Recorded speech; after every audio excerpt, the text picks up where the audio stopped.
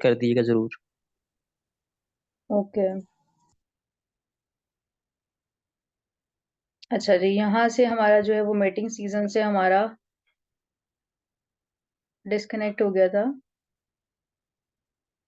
अच्छा जी, हम यहाँ पर ये देख रहे थे कि जो ब्रीडिंग सीज़न प्लेटो ने इंट्रोड्यूस करवाया था, उसमें ये कहता है कि जो हमारा स्पेसिफिक टाइम पीरियड जो है वो स्टेट डिसाइड करेगी और स्टेट क्या करेगी उस स्पेसिफिक टाइम पीरियड में एक परफेक्ट वुमन ढूँढेगी, एक परफेक्ट मैन ढूँढेगी जिनमें परफेक्ट क्वालिटीज़ होंगी, जो इंटेलिजेंट होंगे, खूबसूरत होंगे, जिनकी ईटिंग हैबिट्स अच्छी होंगी, जिनकी जो है वो स्लीपिंग हैबिट्स अच्छी होंगी।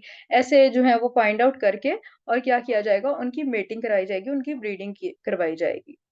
ठीक है? तो परफेक्ट मेल, परफेक्ट फीमेल जब ब्रीडिंग करेंगे तो क्या होगा? बेस्ट पॉसिबल ऑफस्प्रिंग बनेगा। यहाँ पे प्लेटो कहता है कि abortion, infanticide and neglect of chronological ill and unfit are recommended. तो प्लेटो यहाँ पर ये कहता है कि जो हमारे पास ऐसे होंगे ना जो लोग क्रोनोलॉजिकल इल होंगे, जिनका पहले ही पता चल जाएगा कि ये इनकी अच्छी क्वालिटीज़ नहीं है, ये फिज़िकली फिट लोग नहीं हैं, उनको जो है ना अबॉर्शन उनका कर दिया जाएगा या पैदा हो गए हैं तो इन्फेंटिसाइड कर दिया जाएगा, ठीक है? तो यहाँ पर प्लेटो कहता है कि weak parents should not procreate because their children would inherit their inferior qualities, they would have no strength to lead to a meaningful life और in any way contribute to the state. तो यहाँ पर प्लेटो ये कहता है कि इस वजह से मैं कह रहा हूँ कि क्योंकि उनकी इंफीरियर क्वालिटीज जो है उनके बच्चों में आ जाएंगी और इंफीरियर क्वालिटीज जब बच्चों में आ जाएंगी तो क्या होगा कि उनकी जो है वो मीनिंगफुल लाइफ नहीं होगी, ना तो वो कंट्रीब्यूट कर सकेंगे स्टेट में, तो इस वजह से उनकी उनको प्रोक्रिएट नहीं करना चाहिए और ना तो उनके बच्चों को ज़िंदा रहना चाहिए। तो वो क्या कहता है कि जो ऐसे बच्चे होंगे, अनफिट होंगे, क्रोनोलॉजिकल इल होंगे, उनको इन्फेंटिसाइड या अबॉर्शन कर दिया जाएगा। ठीक है? उसके बाद हमारी आ जाती है थ्योरी ऑफ कम्युनिज़्म, जिसमें प्लेटो हमारे पास ये बताता है कि किस तरह से फैमिली के लिए मिसयूज़ ऑफ पावर जो करते हैं, फैमिलीज़ की ख्वाहिशात के लिए मिसयूज़ ऑफ पावर करते हैं, उसको किस तरह अवॉइड किया जा सकता है। तो यहाँ पर प्लेटो क्या कहता है कि हमेशा प्रॉपर्टी के ऊपर डिसएग्रीमेंट्स होती हैं, पॉलिटिकल पावर्स के ऊपर डिसएग्रीमेंट्स होती हैं, क्योंकि इकोनॉमिक गेन्स चाहते हैं लोग। क्योंकि पॉलिटिकल पावर हमेशा वो ही गेन करना चाहते हैं क्योंकि इकोनॉमिक गेन्स मिलते हैं पॉलिटिकल पावर के साथ। तो यहाँ पर वो कह रहा है कि हम अगर ऐसा करें कि जो पॉलिटिकल एलीट्स हों, उनकी प्राइवेट प्रॉपर्टी को जो है वो प्रिज़र्व कर लिया जाए और उनकी फैमिली को प्रिज़र्व कर लिया जाए, तो ये हो सकता है कि वो करप्शन में ना पड़ें, वो करप्शन को अवॉइड करें। तो यहाँ पर वो कहता है कि हम क्या करेंगे कि जो हमारी आर्टिज़न क्लास है ना, उनको अलाउ कर देंगे कि वो प्रॉपर्टी भी होल्ड कर सकते हैं और फैमिली भी होल्ड कर सकते हैं। उनको क्यों कर देंगे? क्योंकि उनकी रेसिप्रोकल नीड क्या है? डिज़ायर। उनके अंदर ख़्वाहिश है प्रॉपर्टी की, फैमिली की, उनके अंदर तो ख़्वाहिश है। उनकी रेसिप्रोकल नीड को सैटिस्फाई करना बहुत ज़रूरी है। इस वज़ह से उनको प्रॉपर्टी और फैमिली अलाउ कर दी गई है। जबकि हमारे पास जो अपर क्लास है, वो करेज और रीज़न से सबऑर्डिनेटेड है। जिसमें करेज है, उसको क्या ज़रूरत है प्रॉपर्टी की? उसके अंदर तो ख़्वाहिश नहीं होगी। ना ही जो है वो रीज़न वाले लोगों के। तो वो कहता है कि इन दोनों के लिए जो मिलिट्री क्लास है और जो हमारे पास रूलिंग क्लास है, इन दोनों का कम्युनिज़्म किया जाए। इनको जो है वो प्रॉपर्टी और फैमिली को प्रिज़र्व कर लिया जाए। उनकी जो है वो रेसिप्रोकल नीड ये नहीं है, इस वज़ह से उनको नहीं दिया जाए। तो यहाँ पर क्या होगा, जब इनकी प्रॉपर्टी प्रिज़र्व कर ली जाएगी, तो वो इंडिविजुअलिज़्म में नहीं पड़ेंगे, वो अपने बारे में नहीं सोचेंगे और जो है वो अपनी फैमिली के बारे में नहीं सोचेंगे। तो कम्युनिज़्म बेसिकली है क्या? यहाँ पर जो है वो मैरिज अलाउ नहीं की गई, कोई भी मोनोगामस यूनियन अलाउ नहीं की। मोनोगामस यूनियन से मुराद ये है कि विदाउट मैरिज भी अगर कोई स्पेसिफिक पर्सन के साथ रह रहा है, तो उनको मोनोगामस वो नहीं रह सकता। कंटीन्यूअसली एक वुमन के साथ नहीं रह सकता। फिर यहाँ पर पेरेंट चाइल्ड रिलेशनशिप को रिकॉग्नाइज़ नहीं किया जाएगा, किस तरह रिकॉग्नाइज़ नहीं किया जाएगा कि जैसे ही बेबी पैदा होगा, उस बेबी को जो है वो स्टेट अपने पास रख लेगी और उनको पता ही नहीं होगा कि कौन-सा बेबी किसका है। और यहाँ पर जो है ना वो चिल्ड्रंस जो बच्चे हैं वो childrens of all and parents are parents of all का कॉन्सेप्ट दिया गया उसने। उसके बाद कहा कि प्रॉपर्टी जो है वो इनके नाम नहीं की जा सकती, जो भी रूलिंग क्लास में है और जो भी मिलिट्री क्लास में है, उनके नाम प्रॉपर्टी नहीं की जा सकती। अब यहाँ पर इनको क्या दिया जाएगा? अब उनको बच्चे नहीं अलाउ, उनको फैमिली नहीं अलाउ, तो उनको मिलेगा क्या? तो यहाँ पर जो है ना वो फैमिली को रिस्ट्रिक्ट किया, साथ ही साथ जो है ना उनको ये कहा गया कि उनको स्टेट कंट्रोल्ड ब्रीडिंग अलाउ की गई है। एक तो स्टेट कंट्रोल्ड ब्रीडिंग हो गई, यानी कि जो रूलिंग क्लास में मेल्स हैं उनको परफेक्ट वुमेन्स जो है वो प्रोवाइड की जाएँगी, स्टेट प्रोवाइड करेगी ताकि वो ब्रीडिंग कर सकें। और यहाँ पर common wives and common children का कॉन्सेप्ट है। चिल्ड्रन जैसे मैंने आपको कहा childrens are childrens of all and parents are parents of all. तो यहाँ पर बच्चे जो हैं वो अ, सबके बच्चों की जो नीड होती है, जो बच्चों से मोहब्बत होती है, तो वो सबके साथ इक्वल होगी, सब बच्चों के साथ इक्वल मोहब्बत होगी। और यहाँ पर जो भी वुमेन की किसी को रूलर को ख्वाहिश होगी, वो उसको प्रोवाइड कर दी जाएगी। उसके बाद जो है वो प्रॉपर्टी होल्ड कर ली है। और पैसे उनको नहीं मिल रहे, इसका मतलब वो अपनी मर्ज़ी का खाना कैसे खाएँगे और अपनी मर्ज़ी की जगह पे कैसे रहेंगे? स्टेट मैनेज्ड मैरेजेज़, यानी कि वो जिस जगह रहना चाहेंगे वो रह सकते हैं, लेकिन वो प्रॉपर्टी किसकी होगी? स्टेट की होगी, स्टेट खरीदेगी वो प्रॉपर्टी और स्टेट के नाम पे होगी, सिर्फ़ जो रूलिंग क्लास वाले लोग हैं वो वहाँ रह सकते हैं। Common mess for meal, mess ऐसा बनाया जाएगा जो हाँ, उनकी मर्ज़ी का खाना बनाया जाएगा, लेकिन वो किसका कौन ओन करेगा? स्टेट ओन करेगा। नहीं, they can not find there partners. यहाँ पर क्या होगा कि जो उनको पसंद आएगा स्टेट वो प्रोवाइड करेगी, लेकिन वो क्योंकि मोनोगामस पार्टनरशिप नहीं बना सकते, तो वो जो भी प्रोवाइड किया जाएगा उनको पार्टनर अपना, तो वो पार्टनर जो है वो सिर्फ़ 1 दिन के लिए ही उनके पास रह सकता है। ठीक है? अच्छा जी, ये हमने पढ़ ली दी रिपब्लिक और प्लेटो की जो मेन पॉलिटिकल फिलॉसफी या मेटाफिजिकल एपिस्टेमोलॉजी जो कुछ भी है ना, वो दी रिपब्लिक में ही है। मेन जो क्वेश्चन्स आते हैं ना, वो वहीं से आते हैं। लेकिन क्योंकि इसकी बुक दी स्टेटमेंट्स भी है और दी लॉ भी है, तो हमें उसको भी देखना है। तो स्टेटमेंट जो बुक है इसको पॉलिटिकस भी कहते हैं और यहाँ पर क्या है कि यहाँ पर इसने डिपिक्ट किया था। इसने अगेन ये बुक जो है वो सोक्रेटिस की जो है वो डिफरेंट जो मैथमेटिशियन और डिफरेंट फिलोसफर्स के साथ जो है वो डायलॉग्स में ही लिखी थी और इसमें जो है वो इसने किया क्या था, इसने कहा था कि स्टेटमेंट्स और फिलोसफर जो होते हैं ना वो डिफरेंट दो लोग होते हैं, जबकि पहले ये कहता था कि जो फिलोसफर है जिसने फिलोसफी अच्छे तरीके से पढ़ ली वही हमारा रूलर है, लेकिन यहाँ पर ये कहता है कि statement was the one who possesses the special knowledge of how to rule justly well and to have the best interest of the citizen at heart. It is presented that politics should be run by this knowledge. यानी कि statement वो बनेगा जिसके पास ये knowledge हो कि justly किस तरह रूल करना है, उसको फिलोसफी की अंडरस्टैंडिंग हो।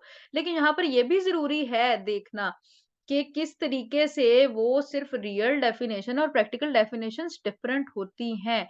क्या हम केमिस्ट्री में जो पढ़ते हैं एक्सपेरिमेंट एग्ज़ैक्टली उसी तरह परफ़ॉर्म होते हैं? नहीं होते हैं ना, कुछ ना कुछ चीज़ें जो हैं वो प्रैक्टिकली आपको डिफरेंट करनी पड़ती हैं। तो इसी तरह वो कह रहे हैं कि जो इंसान नॉमिनल और रियल डेफिनेशंस को डिफरेंशिएट कर सकेगा, जो ये समझ सकेगा कि किस तरह उसने जो है वो फिलोसॉफ़िकल कॉन्सेप्ट्स को लेके चलना है, लेकिन प्रैक्टिकली वो थोड़े से डिफरेंट होंगे। वो जो इसको समझ सकेगा वही स्टेटमेंट्स बनेगा। Introduction to the statement including the significance of the term politicus. तो यहाँ पर जो है वो स्टेटमेंट वो बनेगा जिसको पॉलिटिकस यानी पॉलिटिक्स की अंडरस्टैंडिंग होगी, जिसको ये पता होगा कि पॉलिटिक्स की सिग्निफिकेंस क्या है, किस तरह से जो है वो पब्लिक और रूलर का रिलेशनशिप होता है, किस तरह पब्लिक की रेसिप्रोकल नीड्स को सर्व किया जाएगा, किस तरह इंटरेस्ट ऑफ पब्लिक को सर्व किया जाएगा। तो स्टेटमेंट अब वो बनेगा जो इन सारे सवालों के जवाब दे सकेगा। The statement thus shows us how the tool of dialectic can be employed for the different purposes of inquiry। तो यहाँ पर वो कह रहे हैं स्टेटमेंट वो होगा जो कि टूल्स ऑफ डायलेक्टिक, डायलेक्टिक कहते हैं फिलोसफी को, जो कि फिलोसफी को डिफरेंट पर्पसेस के लिए यूज कर सकता होगा, लेकिन फिलोसॉफिकल की नॉमिनल नॉलेज उसके पास होगी, लेकिन रियल डेफिनेशंस को अप्लाई कर सकता होगा। यहाँ पर इसने जो है वो लॉफुल और अनलॉफुल स्टेट्स जो हैं वो बताई थी। तो यहाँ पे कहते हैं लॉफुल स्टेट्स वो हैं जो कि knowledge expressed by the law is directing forces. जिसकी डायरेक्टिंग फोर्सेस क्या होगी? लॉ होगी। बेशक नॉलेज उसके बिहाइंड होगी लेकिन डायरेक्टिंग फोर्सेस क्या होगी? लॉ होगी। अनलॉफुल स्टेट होंगी वो जो कि पावर गेम होगी, जो कि पावर की बेसिस पे लॉ बनाया गया ना, अगर ऐसा लॉ बनाया गया है जो पावर की बेसिस पे, तो फिर वो होंगी हमारे पास अनलॉफुल स्टेट्स। तो यहाँ पर उसने 3 बताई थी मोनार्की, एरिस्टोक्रेसी और कॉन्स्टिट्यूशनल डेमोक्रेसी। और on the other hand unlawful state में वो कहते हैं टायरनी, ओलिगार्की और अनकॉन्स्टिट्यूशनल डेमोक्रेसी जो है वो अनलॉफुल स्टेट्स हैं। इसने एरिस्टोटल की तरह इनको एक्सप्लेन नहीं किया था। अच्छा जी, नेक्स्ट हमारे पास आ जाती है द लॉज़ बुक। अच्छा, द लॉज़ बुक में उसने क्या कहा था? उसने कहा कि स्टेटमेंट बन गया है, हमने अब ये भी बता दिया कि फिलॉसफर जो है वो स्टेटमेंट नहीं होता, स्टेटमेंट तो वो है जिसको फिलॉसफी की नॉलेज ज़रूर हो, लेकिन वो प्रैक्टिकली उसको अप्लाई कर सके, लोगों को सर्व कर सके। तो यहाँ पर वो कह रहा है कि जैसे पहले मैंने कहा था ना कि फिलॉसफर किंग जो है वो जो कह देगा वो लॉ होगा, तो यहाँ पर वो कह रहा है कि फिलॉसफर किंग की जगह ना लॉ को प्रपोज़ कर दिया जाए। यानी कि लॉ जो है वो ऑलरेडी बना दिया जाए। पहले वो कहता था कि रूलर बन गया और रूलर लॉ बनाएगा। अब वो कह रहा है लॉ बना दिया जाए और रूलर उसको अप्लाई करेगा, इम्प्लीमेंट करेगा। यहाँ पर वो कह रहे हैं in perfect state reason rules, reason की बेसिस पे लॉ बनाया जाएगा और बेस्ट प्रैक्टिसेबल स्टेट बनाई जाएगी क्योंकि प्लेटो पे ये एलिगेशन था कि उसने प्रैक्टिकेबिलिटी नहीं देखी अपनी आइडियल स्टेट की। आइडियल स्टेट तो हमारी दी रिपब्लिक में बन गई थी लेकिन उसकी प्रैक्टिकेबिलिटी नहीं थी, एलिगेशन लगाया गया तो उसने दी लॉज़ लिखी। तो यहाँ पर वो कह रहे हैं कि जब प्रैक्टिसेबल स्टेट बनेगी ना तो उसमें हम रीज़निंग देंगे, रैशनैलिटी की बेसिस पे लॉज़ बनेंगे और उसको एप्लीकेबल बनाया जाएगा। तो यहाँ पर वो अपनी बात को जस्टिफाई भी कर रहा है कि पहले फिलॉसफी थी, अब लॉ क्यों मैं कह रहा हूँ। वो कह रहा है रीज़न और लॉ जो है ना वो आइडेंटिकल नहीं है। लेकिन क्योंकि लॉ जो है वो रीज़न से डिराइव किया गया है, तो इसलिए इट्स सब्सटेंशियली साउंड। इस वजह से वो फिलॉसफर किंग को लॉ से सब्स्टिट्यूट कर रहा है क्योंकि लॉ जो है वो रीज़न से डिराइव होता है। फिलॉसफर किंग किससे डिराइव होता है? रीज़न से। लॉ भी रीज़न से डिराइव हो रहा है, तो यहाँ पर ये दोनों बातें एक ही हैं। उसके बाद वो कह रहा है जो स्टेट बनेगी उसमें लॉ जो है वो उसकी फोर्स होगी क्योंकि लॉ ही ऐसी चीज है जो कि स्टेट और मैन को टुगेदर होल्ड कर सकता है। साथ ही साथ वो जो है वो मॉडर्नाइजेशन को भी इंट्रोड्यूस करवाता है। वो कह रहा है कि हमें टाइम टू टाइम जो है वो मॉडर्नाइज़ होना चाहिए, self control rather than division of classes यानी कि अब यहाँ पर डिवीज़न ऑफ क्लासेस हम इंट्रोड्यूस नहीं करवाएँगे, सेल्फ कंट्रोल एलिजिबिलिटी क्राइटेरियाज़ रखे जाएँगे जिसमें ये डिसाइड होगा कि कौन किस क्लास में जाएगा। प्लेटो ने जो है वो यहाँ पर अपनी जो कहा था कि मैं इसको सजेस्ट करता हूँ, उसने कहा था कि मिक्स्ड कॉन्स्टिट्यूशन जो है ना वो बेस्ट कॉन्स्टिट्यूशन होता है, जिसमें जो है वो ओलिगार्की और डेमोक्रेटिक प्रिंसिपल्स होंगे, पॉपुलर कंट्रोल होगा यानी कि डेमोक्रेसी होगी और क्या होगा प्रिंसिपल ऑफ कंटेंट क्या होगा लॉ होगा। तो यहाँ पर वो कह रहा है कि अरिस्टोक्रेसी होनी चाहिए, अरिस्टोक्रेसी मतलब फ्यू लोग रूल करेंगे और डेमोक्रेटिक प्रिंसिपल होने चाहिए, लोगों की मर्ज़ी से रूल करेंगे। तो इसने जो लॉज़ में अपनी मॉडल स्टेट दी थी, वो कुछ इस तरह से थी। सबसे पहले वो कहता है कि जो हमारा एरिया होना चाहिए बेस्ट स्टेट का, वो इनलैंड होना चाहिए, ठीक है? वो जो है ना, वो सी से दूर होना चाहिए। सी से दूर क्यों होना चाहिए? क्योंकि वो कहता है कि जब सी के पास होता है ना, तो लोग कमर्शियलिज़्म में पड़ जाते हैं क्योंकि सी से ट्रेडिंग रूट्स चलते हैं, इस वज़ह से वो कमर्शियलिज़्म में पड़ जाएँगे। दूसरी चीज़ ये है कि नेवी जो है ना, वो मिलिटरिज़्म कर सकते हैं, यानी कि मार्शल लॉ लगा सकती है क्योंकि उनको पता है लोग कहीं भाग नहीं सकते। तो इस वज़ह से सी से दूर होना चाहिए एरिया बेस्ट स्टेट का। उसके बाद वो कह रहा है बेस्ट स्टेट में एग्रीकल्चर को प्रमोट करना चाहिए। एग्रीकल्चर को क्यों प्रमोट करना चाहिए? क्योंकि ये एक एक्सपोर्ट का ज़रिया है, इकोनॉमी को स्टेबलाइज़ कर सकता है। लेकिन ये इतनी वेल्थ प्रोड्यूस नहीं करता कि लोग जो हैं वो एक्यूमुलेशन ऑफ वेल्थ में लग जाएँ। ये सिर्फ़ जो है वो इकोनॉमी का एक ज़रिया है। उसके बाद वो कहता है बेस्ट स्टेट में जो है वो 5040 मेंबर्स होने चाहिए। 5040 मेंबर्स क्यों होने चाहिए? क्योंकि वो कहता है ये नंबर जो है वो 1 टू 10 से डिवाइड हो सकता है और 12 से भी डिवाइड हो सकता है। तो यहाँ पर वो कह रहे हैं इनको ईज़िली ट्राइब्स में डिवाइड किया जा सकता है। और ये सजेस्ट करता है कि इसको 12 से डिवाइड करके 12 में जो है वो ट्राइब्स बनाई जाएँ, ठीक है? उसके बाद वो कहता है कि जो हमारे पास अ, ये नंबर है ना इसको मेंटेन किस तरह करना है बर्थ कंट्रोल के थ्रू इसको मेंटेन रखना है क्योंकि जो डिजायर्ड पॉइंट से बियॉन्ड नहीं जाना चाहिए, इंक्रीज़ नहीं करना चाहिए। और अगर नंबर बढ़ जाए तो उसको इन्फेंटिसाइड और अबॉर्शन करके रिड्यूस किया जाएगा। उसके बाद वो कहता है कि बेस्ट यही बात है कि हम 5040 को 12 ट्राइब्स में डिवाइड कर लें और साथ ही साथ इन 12 ट्राइब्स की 12 कमिटीज़ बना दी जाएँ जो इनको गवर्न करेंगी। और उसके बाद ये कहता है कि स्टेट जो है ना वो बेस्ट स्टेट वो होती है जिसका करेंसी सिस्टम अपना हो, जो कि किसी दूसरी करेंसी सिस्टम को यूज़ नहीं करेंगे, ठीक है? अपना मेजर्स और वेट का न्यूमेरिकल सिस्टम हो। उसके बाद प्राइवेट प्रॉपर्टी की बात करें तो वो कह रहा है कि प्राइवेट प्रॉपर्टी जो है अब दे दी जाए क्योंकि प्राइवेट प्रॉपर्टी के बगैर जो है वो इंडिविजुअल सेटिस्फाई नहीं होते। लेकिन अब वो प्राइवेट प्रॉपर्टी किस तरह दी जाएगी? जितना भी टोटल लैंड होगा ना उसको 12 ट्राइब्स पे डिवाइड किया जाएगा।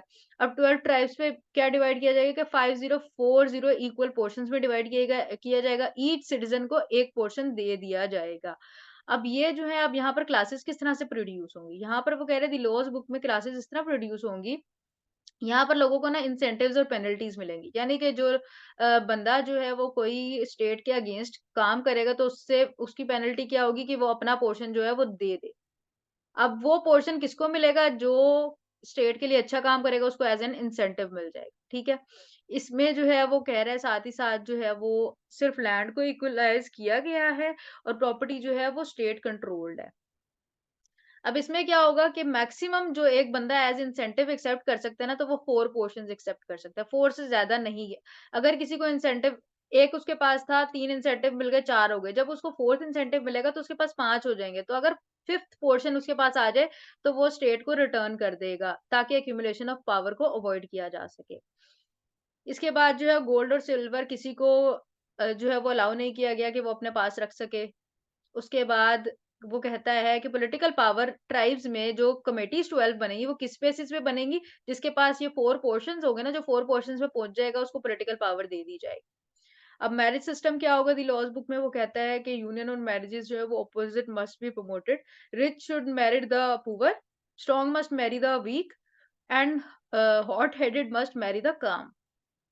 तो यहाँ पर वो कहता है कि जब इस तरह होगा, तो ट्रेड्स की मिक्सिंग होगी और बेस्ट पॉसिबल ऑफस्प्रिंग्स प्रोड्यूस किए जा सकते हैं। गवर्नमेंट गवर्नमेंट जो है वो डेमोक्रेसी और ओलिगार्की की कॉम्बिनेशन होगी। असेंबली, काउंसिल्स और मजिस्ट्रेट्स होंगे इसमें। एक नेशनल असेंबली होगी, काउंसिल और मजिस्ट्रेट कौन होंगे? जो 12 कमिटीज़ वाले होंगे। सिटिज़न्स को जो है वो आर्म्स रखने की इजाज़त होगी। किनको इजाज़त होगी? जो कि मेंबरशिप असेंबली की मेंबरशिप जिनके पास होगी, यानी कि जो असेंबली के मेंबर्स हैं ना, उनको अलाउ होगी। इलेक्शन प्रोसेस होगा और 360 मेंबर्स जो हैं वो इलेक्ट होंगे और ये जो मेंबर्स हैं ना वो 4 क्लासेस की बेसिस पे होंगे और वो 4 क्लासेस कौन-सी होंगी?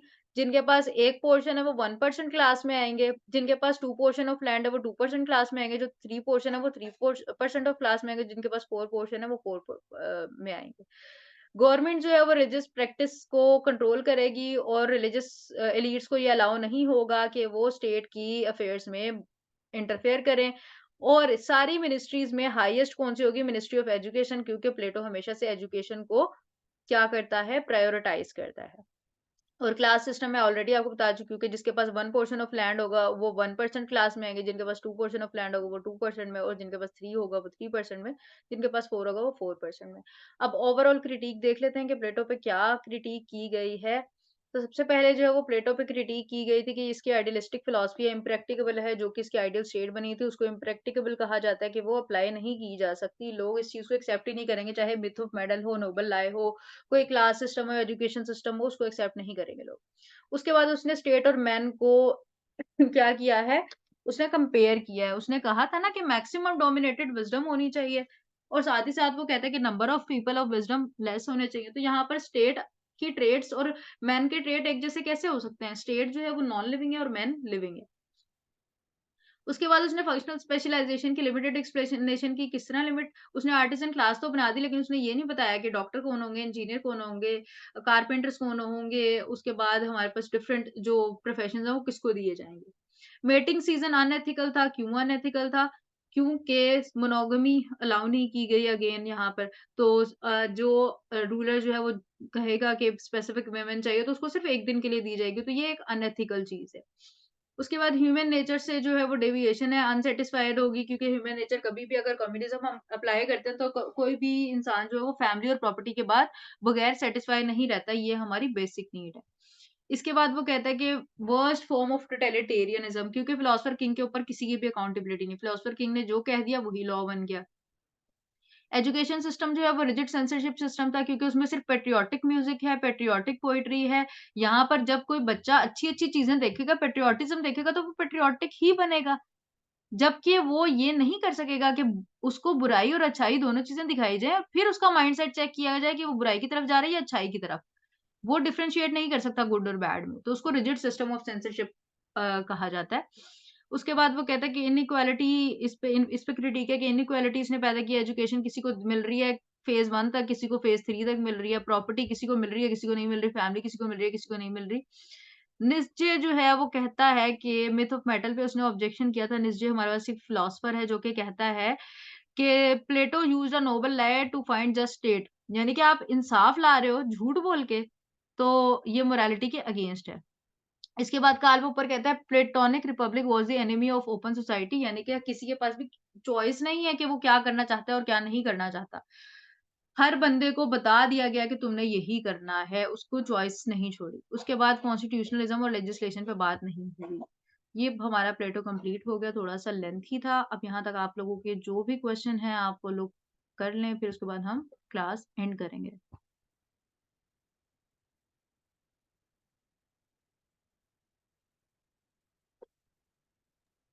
मैम ये वेस्टर्न पॉलिटिकल थॉट के लिए आप कोई रिकमेंड करती हैं कोई बुक भी साथ, या मतलब जो भी आप नोट्स देंगी क्या वही काफी होंगे? अच्छा अगर तो आप मेरे सेशन को एनरोल करते हैं तो मैं आपको यही सजेस्ट करूँगी कि आप सिर्फ़ मेरे नोट्स तक ही कन्फाइंड रहें क्योंकि आपने देखा है कि मैंने प्लेटो कितना वास्टली एक्सप्लेन किया है। मुझे नहीं लगता कि आप लोग टाइम वेस्ट करके डिफरेंट जगहों से पढ़-पढ़ के अपना टाइम वेस्ट करेंगे। तो आप लोग सिर्फ़ नोट्स तक कन्फाइंड रहें, इसको अच्छी तरह अंडरस्टैंड करें, लेक्चर्स रेगुलर लें, तो आप कर सकते हैं। हाँ, अगर आपने मेरा सेशन जॉइन नहीं करना, तो सबसे बेहतरीन बुक जो है वो हमारे पास जूड हारमन है। मैंने खुद जूड हारमन से पढ़ा हुआ है, तो मैं वही सजेस्ट करती हूँ। बाकी हमारे पास जो है ना वो डिफरेंट इस्लाम खान और सुल्तान खान ये इस तरह की बुक्स हैं, मैंने नहीं पढ़ी हुई। तो मैं उन लोगों को जो है वो उन बुक्स को इतना अच्छा नहीं समझती क्योंकि उसमें काफ़ी फ्लॉज़ हैं। उसमें जो हमारी जो वेस्टर्न पॉलिटिकल थॉट है ना इतने बेहतर तरीके से नहीं बताई गई जितनी जूड हारमन में बताई गई है। लेकिन टाइम इस टाइम पे इतना कम है कि आप लोग जूड हारमन नहीं पढ़ सकते। तो अब ये आप लोगों की चॉइस है कि आप जूड हारमन पढ़ सकते हैं, अगर आपकी स्पीड इतनी है तो आप जूड हारमन पढ़ लें। अदरवाइज़ अगर आप मेरा सेशन जॉइन करते हैं तो नोट्स विल बी इनफ क्योंकि मेरे नोट्स जो हैं वो सारे के सारे ऑलमोस्ट जूड हारमन से एक्सट्रैक्ट किए गए हुए हैं। बाकी जूड हारमन आपके लिए थोड़ी-सी पढ़नी मुश्किल इस वज़ह से भी होगी क्योंकि उसकी लैंग्वेज बहुत मुश्किल है, लेकिन वो बहुत बेहतरीन बुक है। अच्छा जी, यहाँ पर सवाल है इवैल्यूएशंस। इवैल्यूएशन हमारी वीकली जो है वो टेस्ट होंगे, जितना भी वीक में हमने पढ़ लिया होगा सैटरडे को उसका टेस्ट हुआ करेगा और एंड पे एक ग्रैंड मॉक होगा हमारा।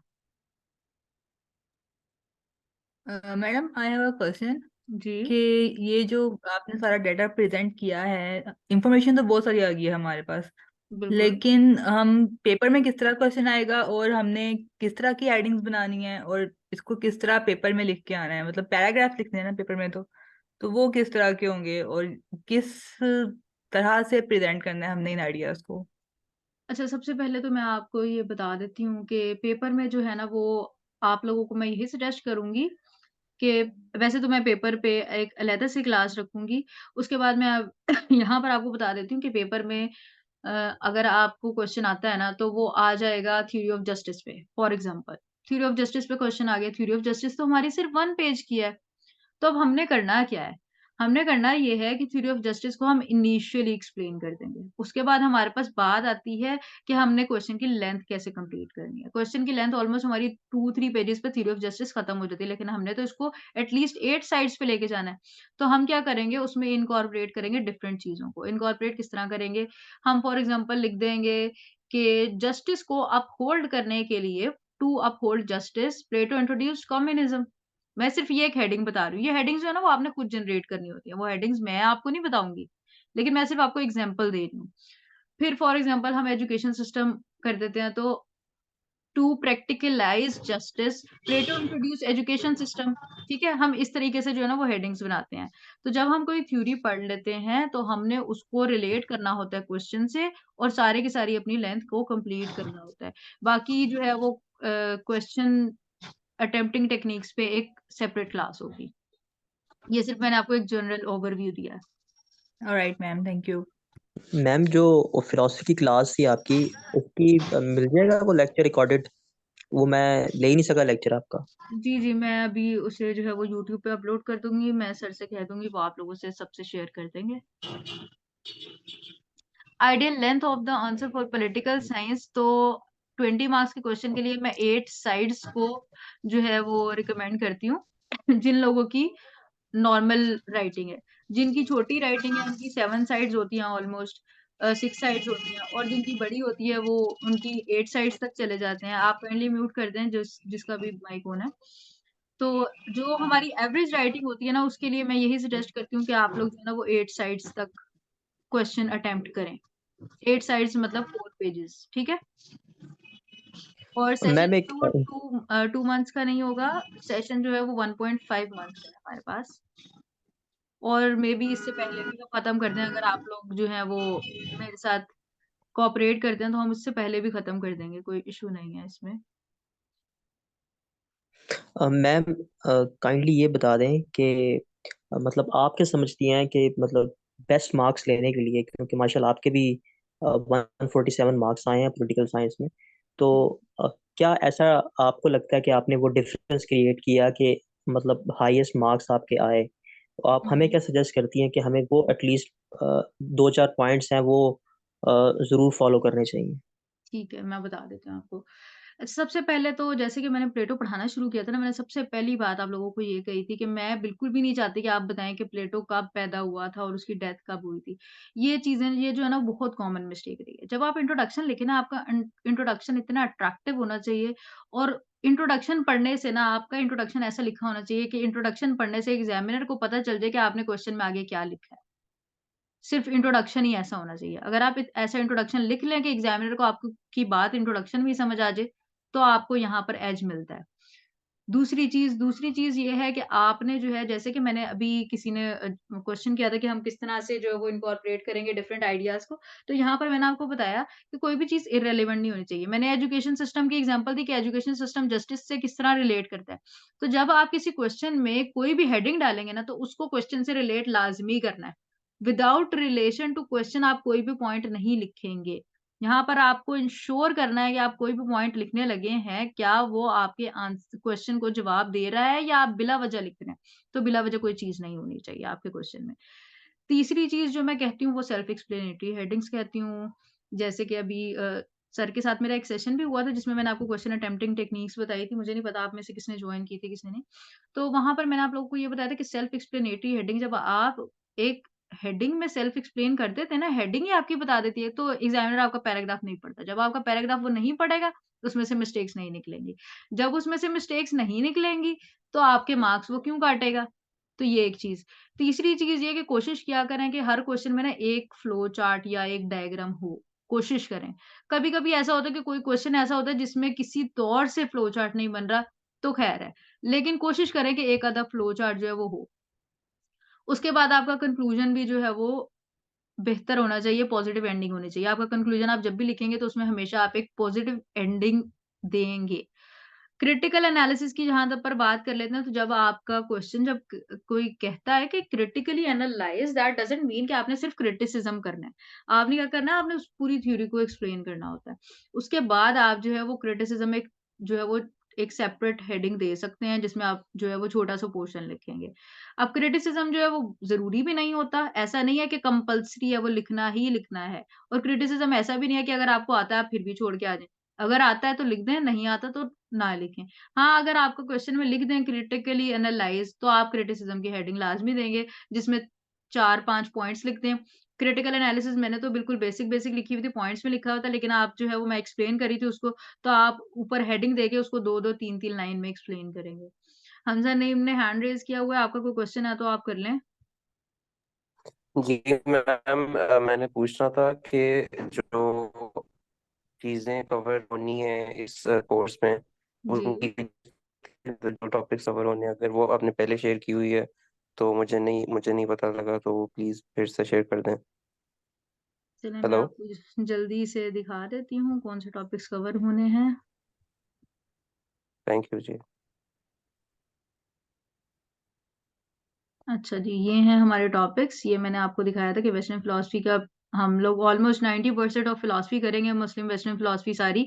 उसके बाद पेपर बेसिक कॉन्सेप्ट जितने हैं वो 100% है, हमारे जितने भी कॉन्स्टिट्यूशंस हैं वो 100% है। ये आप देख सकते हैं Plato, Aristotle, Machiavelli, Hobbes, Locke, Rousseau, Montesquieu, Kant, Mill, Bentham, Hegel, Marx, Mao, Lenin, Karl Popper, John Rawls, Sartre, Descartes, Fukuyama, Derrida, Foucault, ये सब करेंगे हम। मुस्लिम फिलॉसफी में अल-फराबी, अल-मावरदी, इब्न रुश्द, इब्न खल्दून, इकबाल, शाह वलीउल्लाह, अल-गज़ाली, तूसी और तैमिया, ये सब करेंगे। बेसिक कॉन्सेप्ट का जितना भी सिलेबस है वो सारा हमने कवर करना है। नेशन स्टेट सिस्टम, इसमें इस्लामिक और modern state system, welfare system, sovereignty में वेस्टर्न और Islamic concept, justice, law, liberty, equality पूरा, राइट्स एंड ड्यूटीज पूरा हम कंप्लीट करेंगे। ह्यूमन राइट्स, उसके बाद political power system, political socialisation, political parties, ये जितना भी पॉलिटिकल पार्टिसिपेशन के जितने भी पोर्शन है ना, ये सारे हम लोग करेंगे। पॉलिटिकल आइडियोलॉजीज में हम सोशलिज्म, फाशिज्म, ये सारी जो है आइडियोलॉजीज कंप्लीट करेंगे। फॉर्म ऑफ गवर्नमेंट में unitary, confederation, federation, parliamentary, presidential, ये सब कवर करेंगे। उसके बाद लोकल गवर्नमेंट ऑफ पाकिस्तान को कवर करना है, कॉन्स्टिट्यूशन हमारे ये ही जो है सामने आपको नजर आ रहे हैं, यही सारे हमारे सिलेबस का हिस्सा है, ये सारे हम कवर करेंगे, USA, UK, France, Germany, Turkey, India, China, Malaysia. उसके बाद पाकिस्तान अफेयर का पोर्शन जो है वो हम थोड़ा ब्रीफ रखेंगे, ब्रीफ हिस्ट्री ऑफ पाकिस्तान में हम 1947 तक, सॉरी 1947 कह रही हूँ, 1947 से हम जो है वो पाकिस्तान की हिस्ट्री स्टार्ट करेंगे, हम प्री पार्टीशन नहीं पढ़ेंगे यहाँ पर। और 1947 से स्टार्ट करके हमारी जो 2000 तक की है वो मैं आपको सारी जो भी जितने भी इंपॉर्टेंट इवेंट्स हैं वो एक लेक्चर में कवर करवाऊंगी। और कॉन्स्टिट्यूशनल डेवलपमेंट जो है वो हमारे 1956, 62 और 73, साथ 18th अमेंडमेंट और आईजीओस के बेसिक स्ट्रक्चर हम लोग कवर करेंगे इसमें। पाकिस्तान अफेयर का पोर्शन मैं आपको अभी ही बता रही हूँ कि हम बहुत ज्यादा कवर नहीं करेंगे, उसको बहुत ज्यादा एक्सटेंसिवली नहीं जाएंगे। ठीक हो गया, ज्यादा हम पॉलिटिकल साइंस पे ही रहेंगे। मैम एक लास्ट बाकी क्वेश्चन मेरा मैम आपसे पूछना था कि ठीक है। ये जो आपके नोट्स हैं ये अलहदा से होंगे या फिर ये स्लाइड्स की फॉर्म में ही हैं? अच्छा, ये जो नोट्स हैं मैं आप ये जो अभी लेक्चर हम सारा कर रहे थे यही वाले नोट्स मैंने आपको प्रोवाइड करने हैं, मैंने स्लाइड्स शेयर नहीं करनी, मैं वर्ड पे ही नोट्स बनाती हूँ और वही शेयर करती हूँ। ओके जी, थैंक मैं सिर्फ ये पूछना चाह रहा हूँ मैम कि क्या ये पॉसिबल हो सकता है कि अगर यानी किसी के लिए मुमकिन ना हो कि वो क्लास ले, क्योंकि ऑब्वियसली बाकी सब्जेक्ट्स भी हैं, तो हम्म। ये पॉसिबल हो सकता है कि नोट्स अवेलेबल हो जाए ताकि एटलीस्ट वो टाइम बच जाए, क्योंकि अभी तो इतना टाइम सब जो पीछे रह गया है, हम्म। तो अगर कोई नहीं मैनेज कर पाता तो उसको ये मिल सकती है अपॉर्चुनिटी। तो ये और मैं आपको बता देती हूँ कि गूगल क्लासरूम में सारे नोट्स मैंने अपलोड करने हैं और वहीं पे रिकॉर्डेड लेक्चर्स भी अपलोड होने हैं, वो आप बेशक लेक्चर लें या ना लें, लेकिन मैं आपको यही सजेस्ट करूंगी कि लेक्चर लें क्योंकि अंडरस्टैंडिंग वहीं से डेवलप होती है। ये जो भी फाइल में आपको प्लेटो की लिखी हुई थी ना, ये मैं अगर आपको दे देती ना आपको समझ नहीं आनी थी। जो मैंने आपको बताया है वो उसमें आपके कुछ पॉइंट्स जो है वो ऐड ऑन हो जाते हैं, बाकी आपकी अपनी चॉइस है, आप नोट्स से सिर्फ पढ़ना चाह रहे हैं तो नोट्स और जो हमारी रिकॉर्डेड लेक्चर्स है वो क्लासरूम में अपलोड कर दिए जाएंगे, आप लोग वहां से पढ़ सकते हैं। पेपर टू चले। के लिए ऑब्वियसली जूड हारमन नहीं है, पेपर टू तो कॉन्स्टिट्यूशन पे हमारा है, जिसने ये क्वेश्चन किया है मैं उसको जवाब दे रही हूँ। तो पेपर टू हमारा जूड हारमन से नहीं होता, जूड हारमन सिर्फ हमारी वेस्टर्न फिलोसफी को कवर करती है। तो वेस्टर्न फिलोसफी का उन्होंने पूछा था, कॉन्स्टिट्यूशंस के लिए आप जो है वो मैं ये प्रेफर करती हूँ कि आप सोर्सेज अगर करना चाह रहे हैं आप डिफरेंट कॉन्स्टिट्यूशंस अगर आप इंटरनेट से कर लेते हैं वो बेहतर है, बाकी कॉन्स्टिट्यूशंस पे आपको बुक्स भी मिल जाती हैं, आप वहां से भी कवर कर सकते हैं। क्रिटिकल एनालिसिस जो है वो जनरली आप जो पूछ रही हैं तो वो क्रिटिकल एनालिसिस जो है ना वो जनरली ये होता है कि आप ये बताएं कि आप एक स्पेसिफिक कॉन्सेप्ट को एक स्पेसिफिक थ्योरी का in your point of view क्या है, अगर आप के पास वो पॉइंट्स नहीं है जो आपको किसी दूसरे के पॉइंट ऑफ व्यू पता है। फॉर एग्जांपल हम 18th अमेंडमेंट की बात कर लेते हैं। 18th अमेंडमेंट पे क्रिटिसिज्म है कि it is more devolution of finances rather on devolution of powers, ठीक है। तो ये एक क्रिटिसिज्म है, ये क्रिटिसिज्म आपका अपना भी हो सकता था ये, लेकिन ये क्रिटिसिज्म क्योंकि हमारे पास ऑलरेडी मौजूद है हम ये लिख देंगे, लेकिन इस पे आप खुद भी क्रिटिक कर सकते हैं, एक आध पॉइंट ऐसा जो कि आपको लगे आपका बेहतरीन आपके दिमाग में आ रहा है वो आप अपना पॉइंट ऑफ व्यू भी दे सकते हैं। बाकी आप ये भी बता सकते हैं कि लोगों ने उस पर क्या क्रिटिक की है, ये होता है क्रिटिकल एनालिसिस। मैम एमसीक्यूज का जरूर बता दें, बेस्ट स्ट्रेटेजी हमारी कैसे यानी अच्छे मार्क्स ले सकते हैं, बुक है वो भी रिकमेंड कर दीजिएगा प्लीज। पॉलिटिकल साइंस के एमसीक्यूज तो कंपाइल्ड पड़े हुए हैं मार्केट्स में, आपको इजीली अवेलेबल हैं, आप पास्ट पेपर जो हैं वो 10 इयर्स तक के, वैसे तो बुक्स में 20-20 इयर्स के भी एमसीक्यूज अवेलेबल हैं, तो आप कोई बुक ले लें और वहां से कर लें, लेकिन बुक्स का आपने एक काम जरूर करना है, वहां पे एमसीक्यूज तो होते हैं लेकिन उनके आंसर्स जो है वो आप इंटरनेट से एक दफा क्रॉस चेक करते रहेंगे, क्योंकि समटाइम्स जो जो गाइड बुक्स होती है ना इसमें आंसर गलत लिखे होते हैं, तो वो आप एक दफा क्रॉस चेक करते रहेंगे। बाकी एमसीक्यूज के लिए पास्ट पेपर कर लें, इनफ रहेंगे। मैम वो फिलॉसफी का जरूर शेयर कर दीजिएगा, बस याद करवाना था आपको। ठीक है।